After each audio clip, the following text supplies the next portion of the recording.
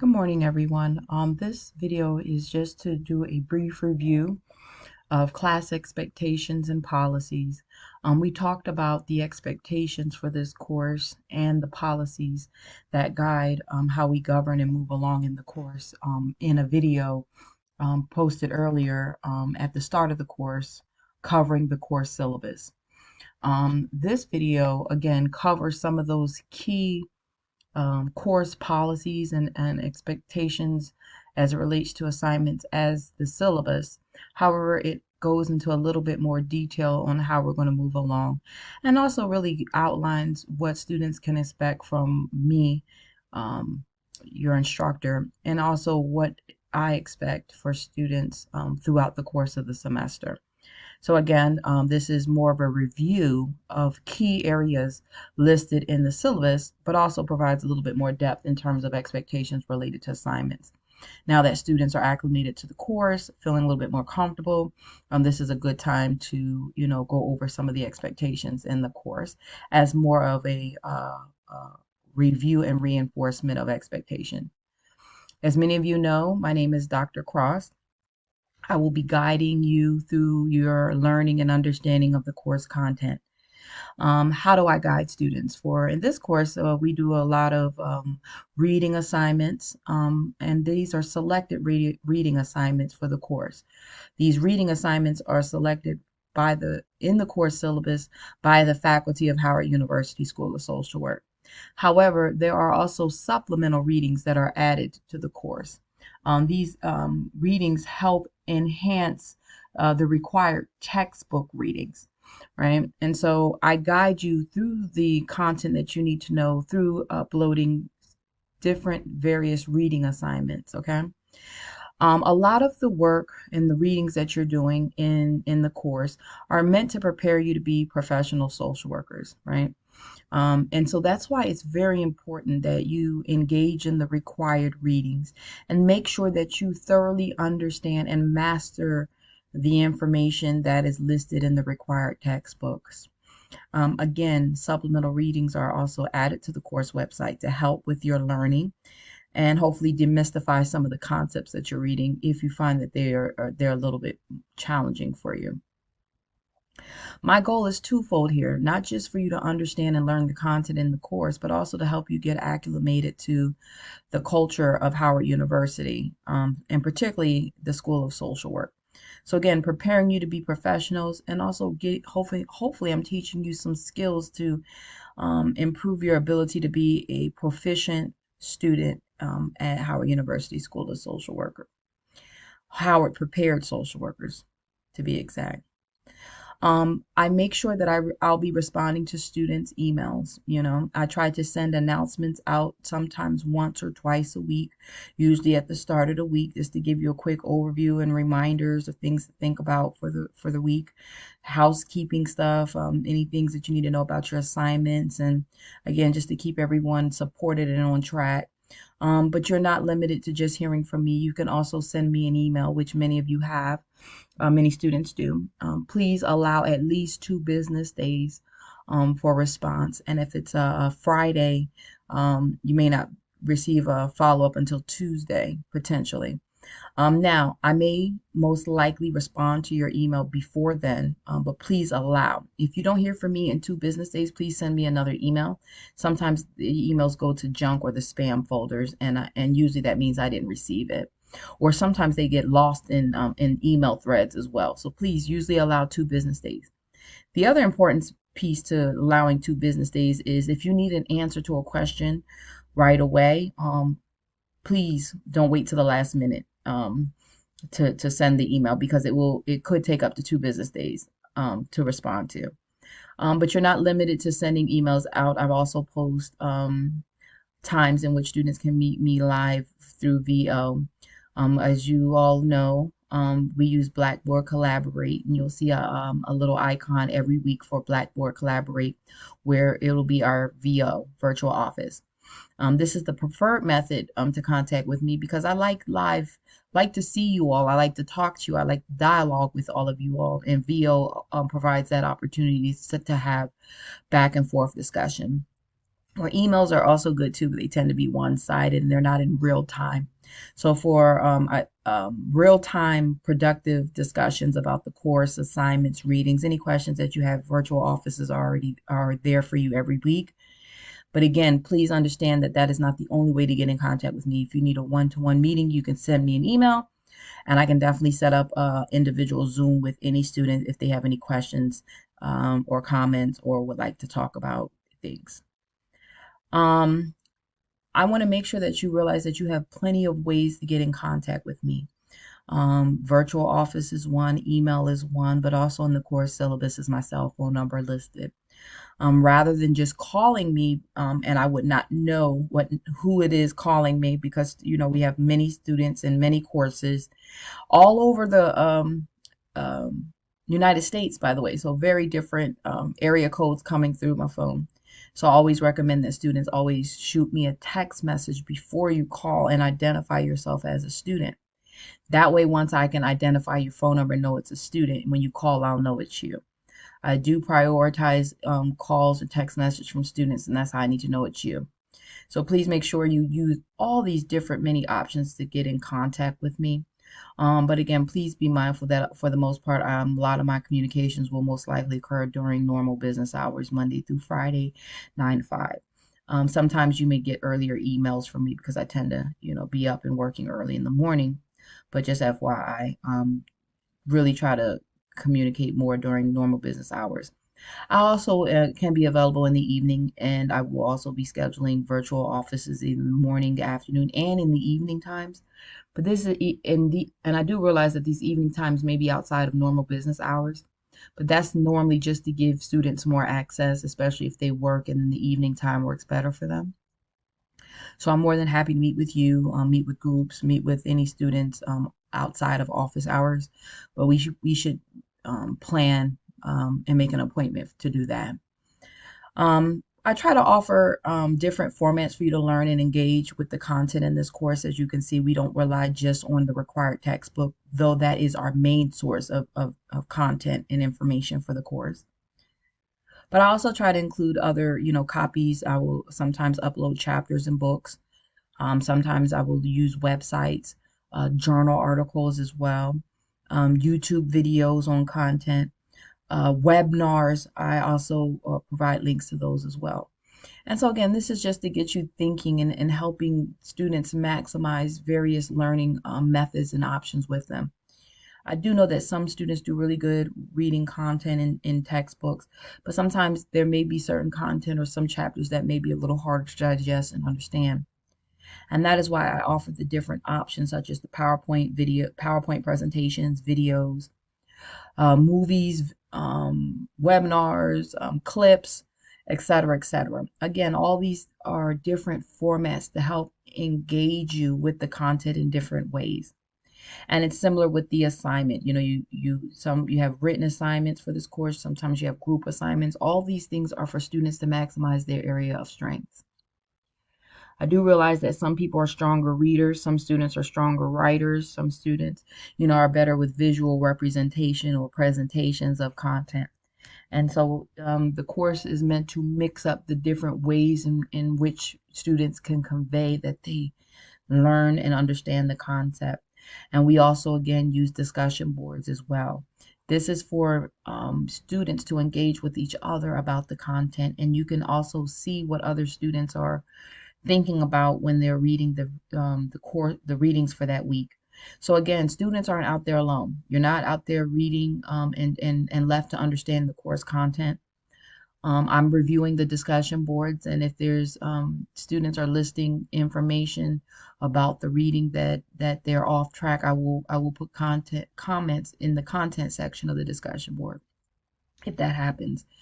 But again, it really gives students a way to understand the readings for themselves, but also read and see how other students are understanding the readings as well. And again, this is how we develop our class culture. The discussion boards are, in essence, our classroom. If we were in a class, face-to-face class setting, we would be talking about the readings in the way that you would be in the discussion board, really engaging with their understanding of the readings and agreeing and or disagreeing potentially with ideas and thoughts about the readings. And so the discussion boards are very important and part of the participation in this course. However, even if this was a face-to-face course, I still have discussion boards. So the format, how you're learning, how you're going into each weekly sessions, it is the same as if you were in a face-to-face course. My Blackboard content does not change because we're online and or we're doing asynchronous. The only difference is instead of talking to you in front of you doing my lectures, oftentimes I'm recording videos. And then there's pros and cons to that. The pros is that, once the video is uploaded, you can go back and look at it and refresh at any time. And that's great. But you don't always have that face-to-face real-time conversation or dialogue, right? Um, with the instructor about the content, right? But then the students who are face to face, they can hear sometimes the face to face, but they don't get a chance to go back and reflect. They don't get back to they can't rewind and watch or listen to the lecture again as need be. Usually, if they get the lecture, that's it. But as we've moved online or to remote learning, and I've recorded a lot of these sessions, most likely, whether we're face to face or not, I'll always have the videos for students so that they can look at them at any time to review or reinforce the content. So, in instructor expectations, right? And so, my job in this course is to help develop our unique class identity and culture, which we're at the stage of the course where we're really developing that now. And so we use the discussion boards and the peer groups. Some students are assigned in groups either for us for assignment purposes, or sometimes they're set up in groups so that it for peer support, so you can support one another. If there's a question about the reading or if there's something you don't understand, I strongly recommend that you reach out to your larger class group or groups that you're assigned for assignments.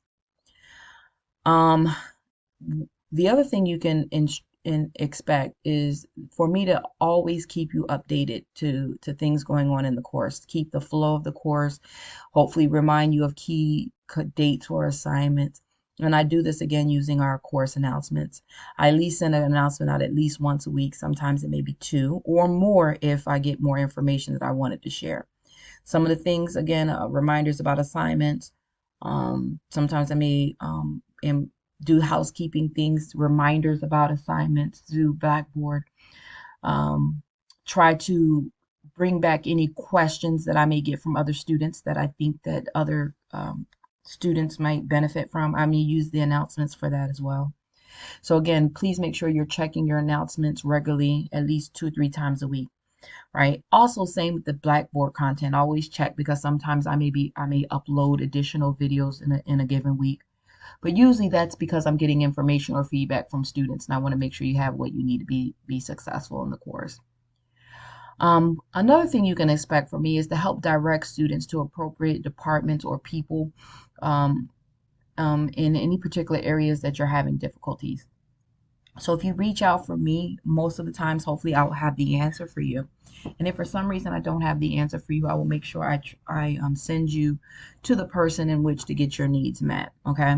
So again, please think about me as your course instructor, but also your support person here at Howard University School of Social Work. So you can reach out to me, whether it's specifically about my course or it could be some questions you may have overall about the university. And if there's any way I can help support you, if I can't answer the question, I'll send you to the person who can and or the department who can.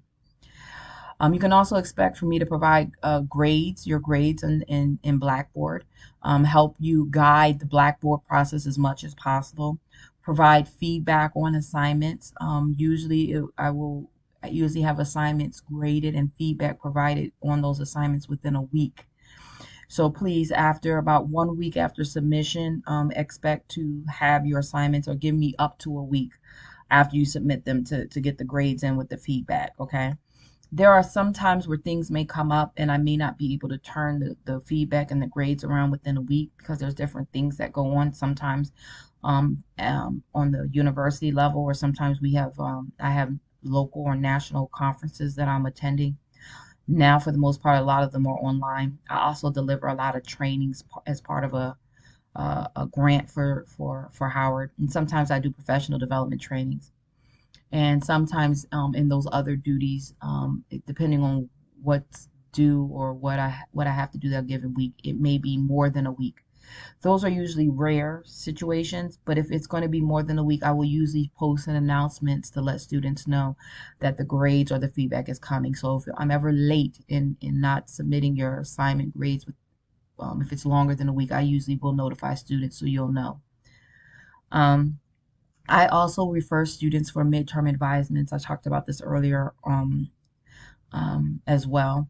Midterm advisements are a way that we support students who are not at 80% or above at the midterm mark.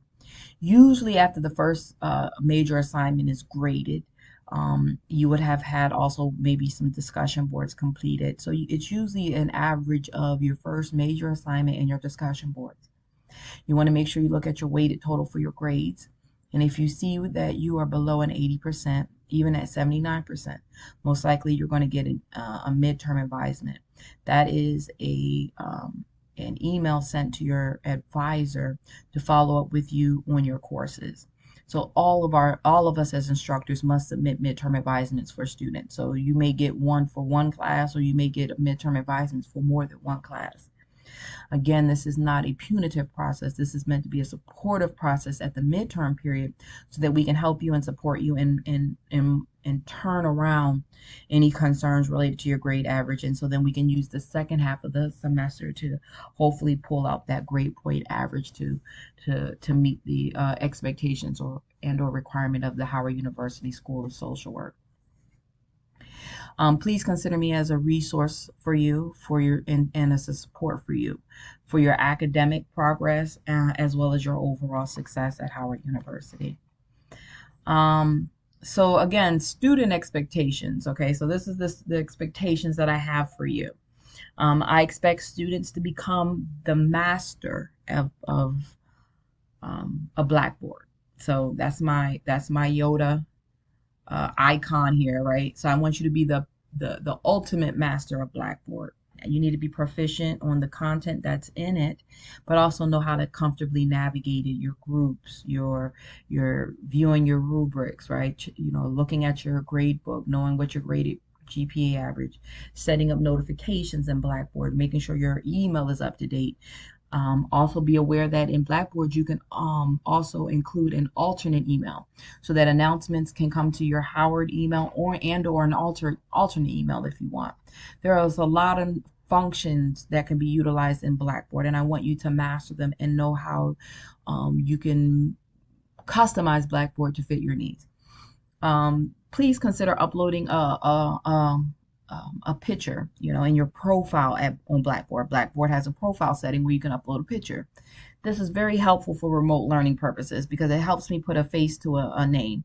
I see the names. I see that, I'm also, see all of you all when I'm, and I'm learning who you are as I read your discussion boards and your assignments, getting emails from you as you pop into VO. But sometimes it's helpful for me to keep track and have a visual, of you. And so I strongly recommend that you think about uploading a profile picture to your Blackboard. Also, make sure you turn on any notifications or functioning in the settings section that helps you. You can put course reminders, assignment due date reminders, tasks for Blackboard, all those things. So please let technology be your friend. Again, be sure to check your announcements regularly, multiple times a week for my course as well as other courses, because that'll help you be successful and catch any changes if they happen in real time. And also make sure you get your important updates about the course. Look around each week. Make sure you check all folders, click all links so that you're very familiar with all the content that's presented in a given week. Also, feel free to go backwards, look at some of the content in the courses because it'll help you be successful, not just in the program, but also successful when you take your licensure. Review all course content, please. Please understand that there's statistical tracking on Blackboard, so I can tell which student clicked on what folders, what links, what assignments. And this is very important. I don't go back and look to see if every student clicked. But if a student isn't doing well and he requires a midterm advisement, for an example, I can go back and see if some of the problem is the student isn't reading or accessing the course content. Please, this is a function that all faculty members have here, so we can literally tell which assignment you clicked on and what you read or didn't read, which video you watched. It's called statistics tracking, and I'm letting you know that in advance because that may be some of the reason why students may not do well if they're not understanding or learning the course content, okay? Submit all assignments by the due date, before the due date if needed, okay? As you know, assignments become available on the week that they're due, you will see them. So as we start a new week, the week will open up and you'll be able to see the assignment for upload, okay? You do not have to wait till Thursday. Most of our assignments will be due on one specific day of every week so that students know if it's due that week, what day it will be on, okay? The due date, the day of the week does not change throughout the week, throughout the semester. In very rare occasions, I may change the very last assignment due date, but that's usually, for instance, because the last day of a class is on a certain day. So for instance, if the last day of a class is on a Tuesday or a Wednesday for a given semester, I can't have the due date of assignment on a Thursday or Friday and the last day of class is Wednesday. So, and again, under rare circumstances, I may change the day that a assignment is due, but that's just more so to correspond with the end of class, okay? So again, all assignments must be submitted by the due date. This means you should get started on all your assignments well before the due date, and I strongly recommend and challenge students to complete their assignments before. You do not have to submit an assignment the day it is due. You don't have to start it either the day the week that is due. You can actually complete an assignment and have it ready weeks before an assignment is due if that it was your prerogative. And I strongly recommend that you at least get them done well in advance of the due date. And also really consider challenging yourself. I know as a student, I used to always submit my assignments ahead of time. If the teacher provided a due date of an assignment, I would always put on my schedule that it was due 3 days before it was due. That way I helped myself to a standard that it was done well in advance. This helps because sometimes life throws things at you that are unexpected. Sometimes your computer can crash. Sometimes you can lose a power cord. Sometimes you can break your computer. You get sick. Something happens with work. Your children get sick. Your family member needs you, And in the midst of a public health pandemic, we see a lot of things going on that no one had expected. If you complete your assignments early, it allows you to weather any challenges that you have and still meet the course requirement, right? At the start of class, day one, students know when assignments are due. So at any point, you can start working on your assignments in advance, okay? So there's very little excuses or limitations to why students cannot get assignments in on time. Plus, you're on a graduate level program, right? And to graduate from Howard University and to call yourself a Howard Prepared Social Workers and a professional in the field, timely submissions of assignments are important. Remember, I'm trying to teach you all not just the course content, but how to be proficient professionals in the workplace as well. And so having that expectations of assignments on time will help prepare you to be good professionals in the field. Because when you have a boss, a supervisor, manager, director, and they tell you a report is due, it has to be due at that time. If you're working with the court system and you have to submit documents for court, you have to meet that due date. There's no exceptions or your job will be on the line. And so I'm trying to help you all step your game up when it comes to assignments and expectations. Again, that'll make you proficient professionals in the field. Please be sure to attend the course virtual office if you have questions. Please understand virtual office is suggested, not required. But I noticed that students who tend to drop in on virtual office tend to be more engaged. They seem to understand their assignments a little bit better, or they make sure they come and utilize the resource of the instructor to help support their learning needs. So again, I strongly encourage you to stop by with questions. Also support each other. If a classmate can attend virtual office, and you can see if there's some questions you can ask on behalf of your classmates and share it with each other. That's how you build course culture, or class culture. Again, some more student expectations. Classmates are great resources, so use the students and or your groups for peer support, okay? So you can have access to me, you also have access to your peers, so utilize each other and support each other. That is a good skill to be successful, not just in this course, but again at Howard University.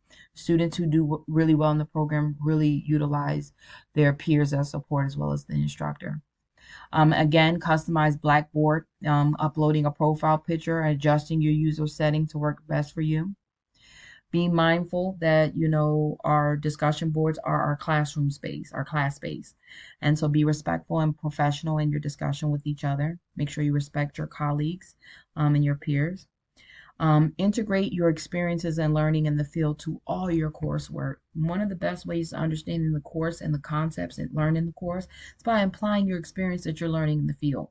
Okay, please understand the expectation when you're in your field is that you're taking the content that you're learning, the concepts, theories, frameworks that you're learning in class to your field work. You're demonstrating that in field, but we're also expecting you to take some of those experiences that you're having in the field to help you understand and apply those experiences to your course content. And you'll see that some courses require you to do that probably more than others, but it enhances your learning and it'll help you when it comes time to taking your licensure exam as well. Become proficient in APA, okay? This means that you must get the APA manual. I know the books are expensive for the courses, but APA is mandatory. APA is also important because it is probably one of the best investments that you will make in a class because all the classes have your APA manual as a required course.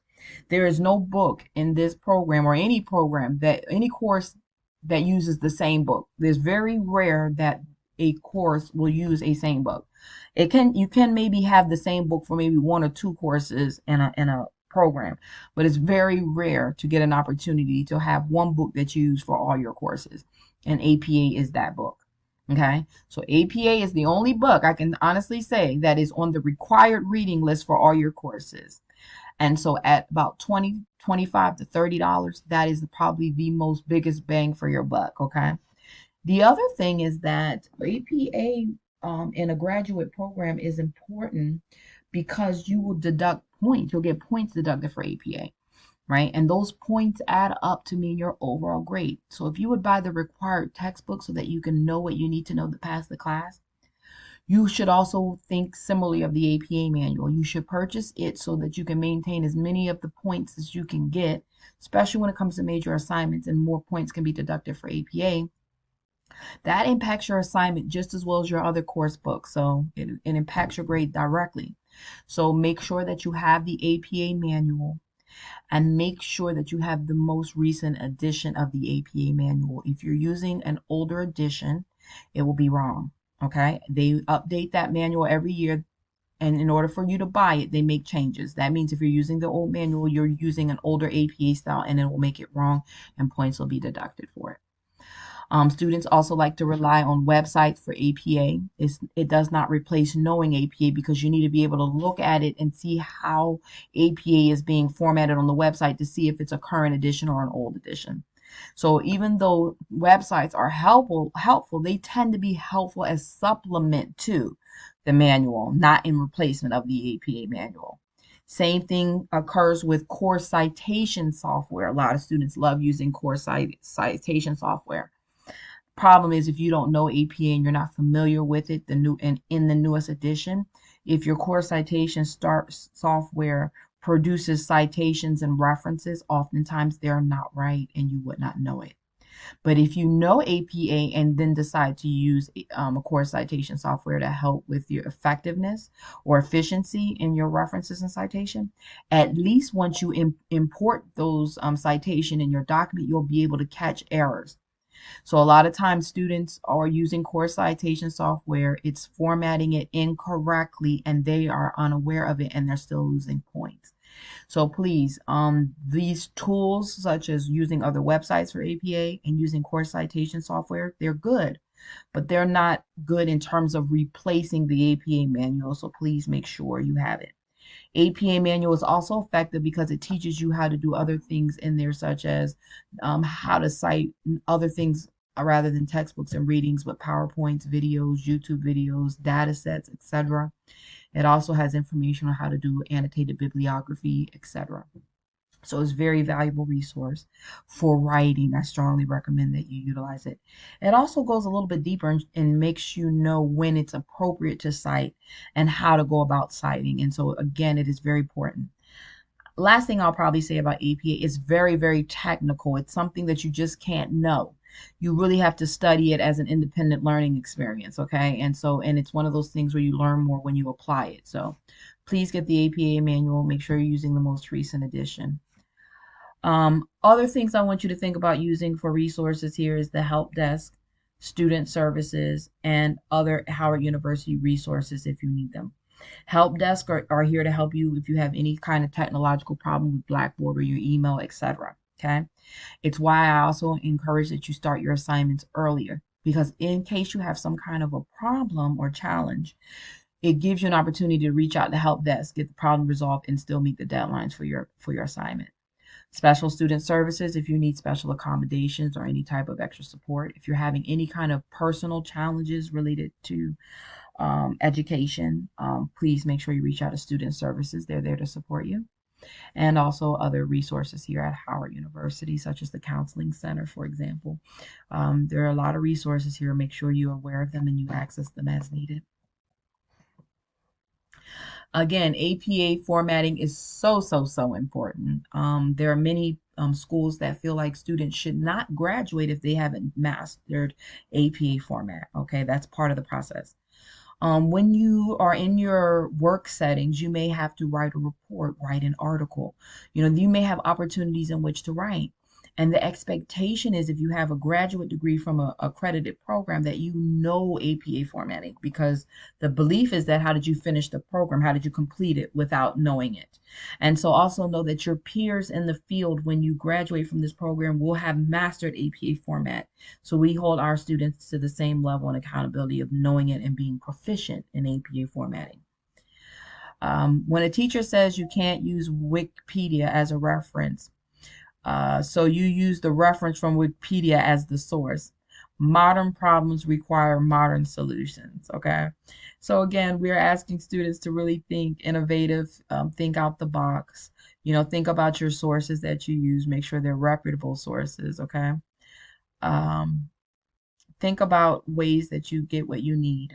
And even though this is a meme to make you laugh, I want you to really think about original sources. Okay, that's really the goal here. You want to in APA go to original sources as much as possible.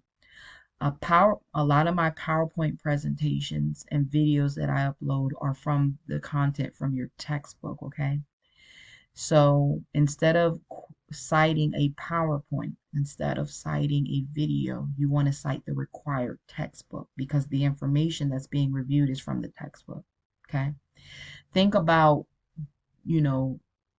PowerPoints of required course content as secondary sources and your required textbook as primary sources. So if I'm going to talk to you, if I'm going to review content in your course textbook, is it better to cite my interpretation of the textbook or the textbook directly? The textbook directly. So think about that when you're doing your APA formatting, okay? Sometimes you will read a journal article where they're citing another journal article rather than cite the citation, which is what this meme is showing you. You want the original source. You would, and when at all possible, go to the original source for citation. It's considered more pure. It's considered more stronger. And if it helps you to think about it differently, a secondary source is like he say, she say, instead of the specific source itself. So again, we want to avoid secondary sources as much as possible and go to your direct source. And it's why I'm trying to get students in the habit of doing that by really requiring them to cite the required textbook. And I'll say, yeah, you can use other, sources too, but they cannot replace the primary source for this class, which is your primary textbook. So I hope that is more helpful. Discussion boards, as you all are aware and you're familiar with writing them, measure students' understanding of the readings. That's why it's important that you provide citations and references so that I know that the readings are informing your thoughts. It's also important that your primary textbook is always one of the references and citations in your discussion boards, okay? You can have other ones, but they can't replace the primary textbook. Discussion boards also give students an opportunity to see how others in the class are comprehending the readings as well.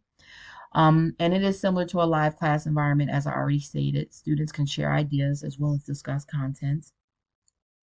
Discussion boards have another purpose, is also to allow you to practice APA formatting, your citations, and your references when informing thoughts and ideas.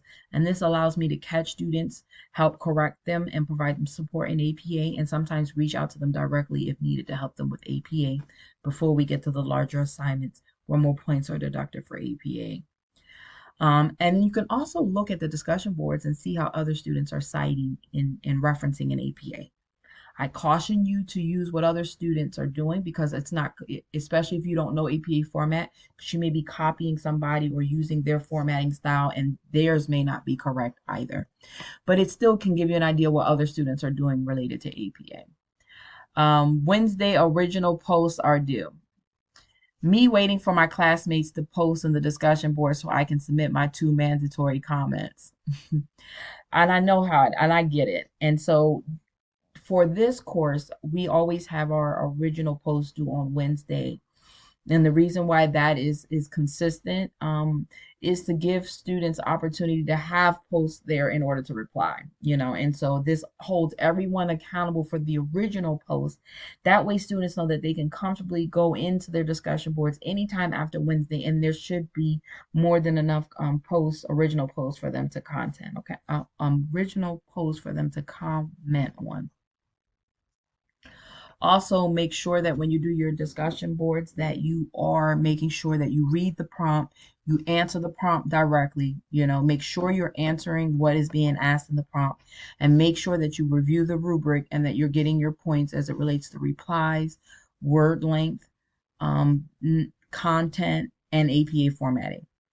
Reading, it is important that you complete all the readings for this course each week in all your courses, okay? Because it's going to help you be a better professional. It's going to help you pass the licensure. If you want to study for your licensure, if you do all your readings, you're in essence studying for your licensure. This will help you be prepared for quiz and or midterms, paper, and that could be papers too, not just quizzes and tests, but also your papers. Midterms can be quizzes and tests, and midterms can be papers as well. Readings will help you have very strong evidence-based literature-informed discussion board posts. Required textbooks, again, must be cited. Practice APA formatting for references and citations with your readings, okay? So please consider using the readings, particularly your primary textbook, for that. And readings will, again, prepare you for the licensure. I can't say that enough. Reading all assignments, it's important. Working through an extremely long and boring reading assignment. Next page has a picture on it. I get it. It's a lot of readings, right? But you're in a graduate level program and we're preparing you as professionals. You'll be working with people. You'll be helping them and being very key and transformative in their lives, right? And so we need to make sure you have the information to do that.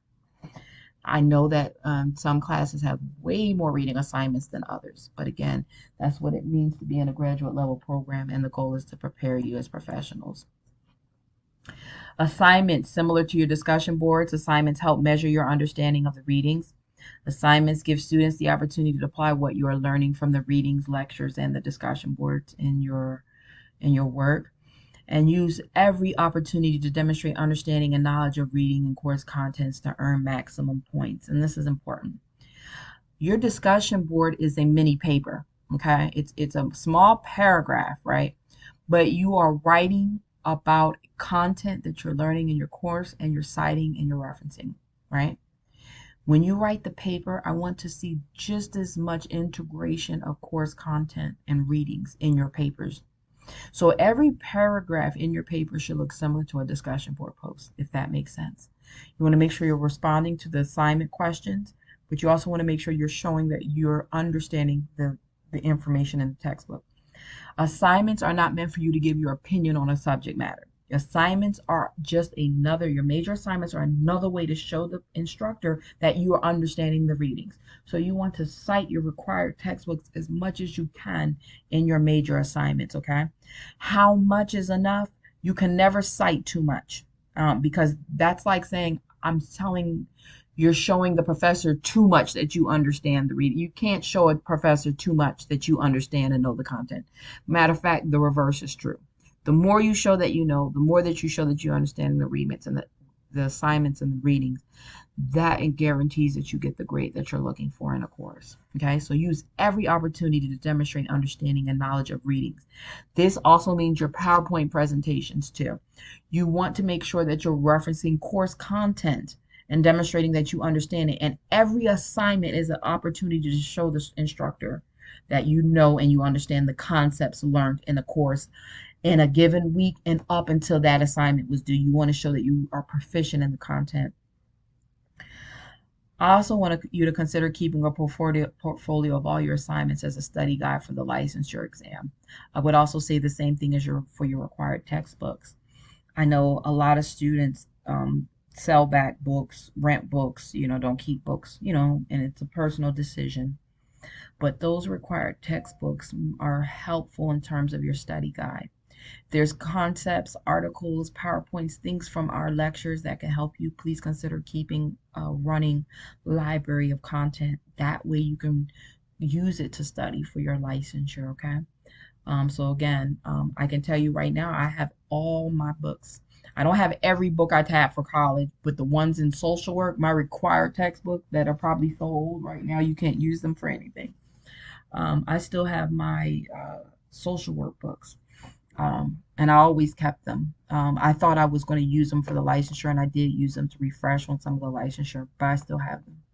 That doesn't mean that's what you have to do, but just make sure you keep them until you really don't need them anymore. Don't wait until the last minute. Did you know the speed of completing assignments is highest at midnight just before the submission day? Um, please don't wait till the last minute. Instructors can tell the quality of the paper, the quality of the writing, whether students really took their time and got it right, sometimes can be easily seen if you wait till the last minute. So please.